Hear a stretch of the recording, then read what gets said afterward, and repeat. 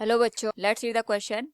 Consider boards theory of hydrogen atom. The magnitude of angular momentum, orbit radius and frequency of the electron in nth energy state in hydrogen atom are L, R and F respectively. Find out the value of X if F into R into L is directly proportional to the n raised to power X. Now to answer this question, first we will discuss here the key concept, and here the key concept will be different equations of frequency, angular momentum, radius of an electron moving in an orbit of A given atom.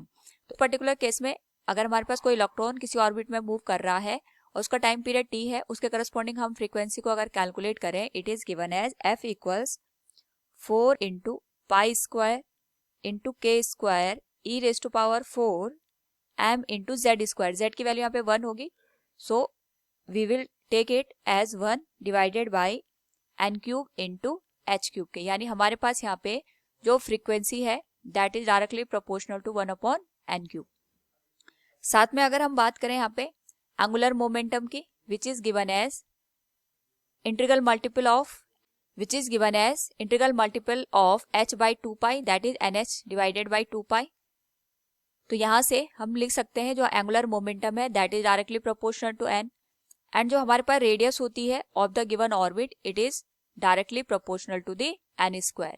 Now इसी का use करके we will solve this particular question. तो यहाँ पे जो f in r into L है, it is given as n raise to power x. तो हम यहाँ पे f, r और l की वैल्यू पुट करेंगे in terms of n. It will be given as f is directly proportional to 1 upon N cube.